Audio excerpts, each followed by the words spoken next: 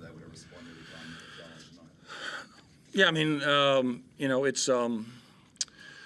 I mean, I'm probably a broken record, but you went on the road anywhere, and you just be humble and move on. And obviously, our games with them are just a slugfest, and the ball bounced our way for us, but we hung tough in some areas, and the guys had a tremendous amount of fight, and obviously a great effort by us across the board with a lot of different guys. Clint Stein will early start getting us going, and Gigi gets in there and makes a couple threes, and Tarangi was just on point. And so we had a lot of guys in that kind of next man mentality, just take one little more step.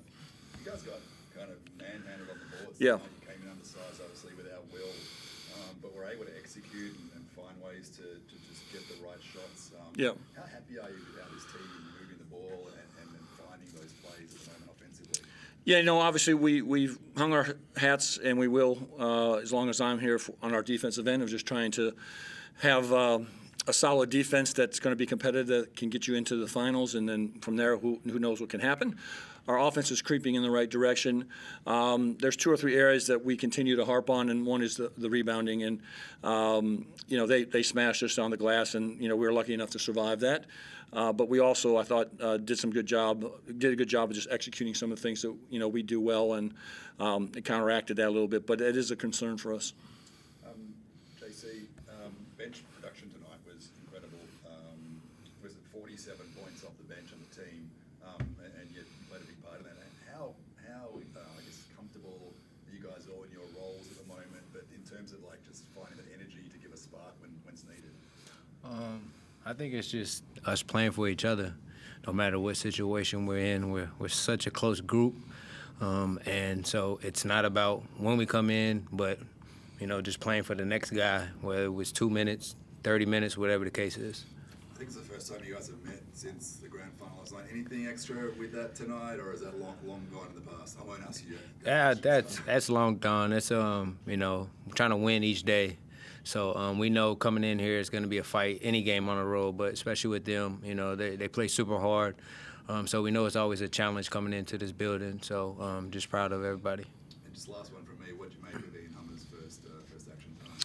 Yeah, I mean, he's super smart, and he's going to be very handy for us, and he's not in basketball condition to play in games. He's just really been here for a week and gone through everything with jet lag and so on and so forth. But his minutes was definitely going to increase. He's going to be a factor for us because he's smart and clever and knows how to play the game, and we'll get him in condition hopefully over this next week to 10 days of just gradually kind of feeding him these minutes.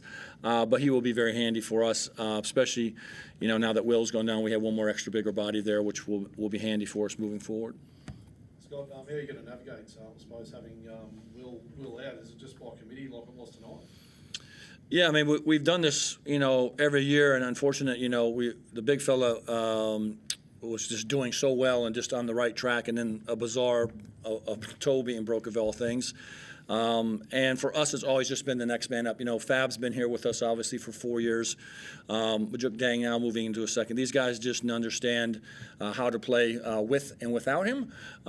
We need to get better in some areas. Obviously, he's done a fantastic job, Magne, for scoring in the post and rebounding, and the best defensive big by far in the league. So we'll make some adjustments there, but our guys just show up and do their work. And, again, I'm really proud of just the group and the energy they played with tonight.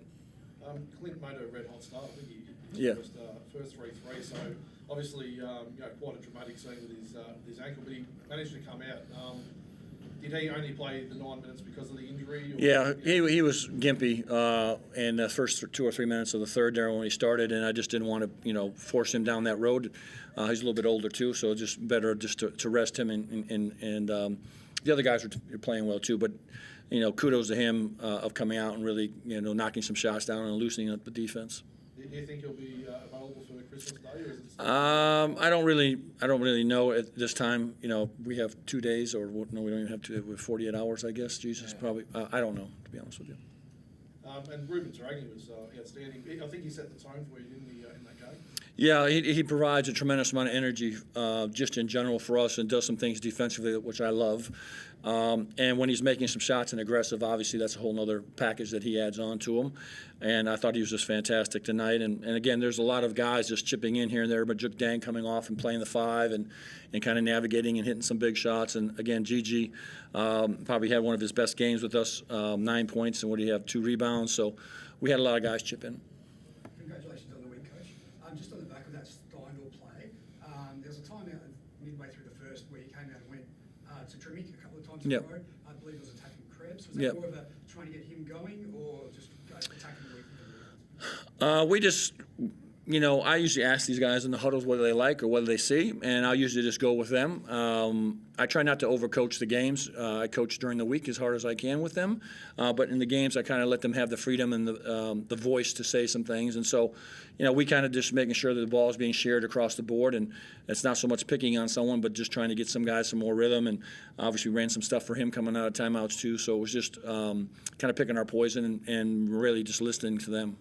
The less I coach, the better they are, actually, to be quite honest with you. What are your thoughts on the play with Tremick and Logue? I didn't see it, obviously, initially, what transpired there. I saw the back end of it by the time I looked up there, so I would not be a good candidate to actually assess what transpired there. Are you proud of the way the players reacted to that? There was no fisticuffs or anything after? Yeah, I mean, listen, like we said, I think we've played these guys. Someone told me coming in this game like 20 times already in 3.5 years, which is just an outrageous number. And they're all just like this, just back and forth, slugfest. And you have to keep your temperament and you have to keep your head. And they're fiery. I'm fiery at times. Our players get fiery. And it's just the nature of the beast when you're playing this game against them. And I thought we did a pretty good job of just kind of remaining calm. We got upset at some things, but then we just kind of moved on to the next thing. Scott, can you talk through Sean McDonald and his productivity since coming back and his ability to assist JC in facilitating the ball? Yeah, I mean, obviously, he's a huge factor for us having one more ball handler on the floor, which allows us to free up JC to run off screens and handle the ball that way, get Milt off the ball at times. And so it's freeing up some options that we didn't have early on to take advantage of his scoring. I'll let Sean handle the ball a little bit. And then, Sean is, a tremendous player that's continuing to improve. His shooting has helped us. And his calmness just to make decisions and play the right way has been, an added bonus for us. What was the message at that three-quarter time break? I think just remain calm and do what we do and stay with our process. And we knew that, rebounding was going to be a factor, which obviously we didn't solve very well, but we were stressing that, and we were stressing our transition defense because they were going to rush the ball at us and making sure that we could get this ball leveled off with their guards being, quite aggressive driving at the rim. And so just remain with what we do and stay with our process. Jackson, can you talk us through and take us inside, I guess, timeouts and three-quarter time breaks and things like that where, you players may take some sort of control? Who's the sort of vocal leader of the group? And, how do you sort of come to those different decisions? It's him letting us kind of just see what's going on the floor. Everybody has an opinion. When one person talks, everybody listens. We respect everybody's opinion in the huddle.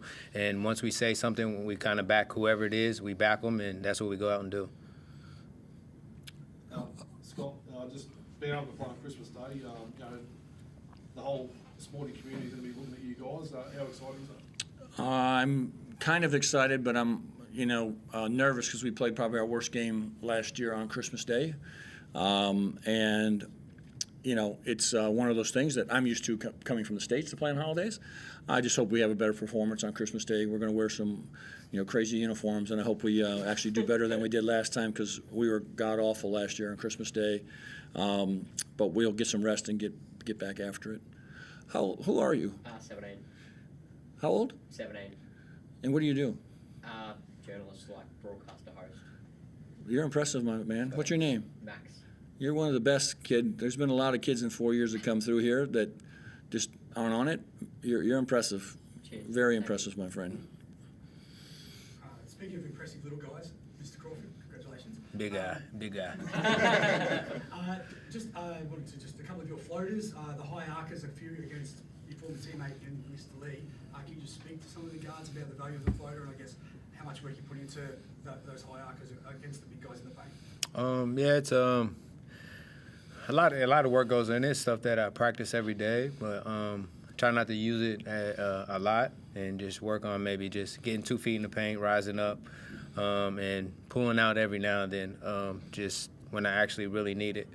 So it's just about putting the work in and, doing it every day on a consistent basis.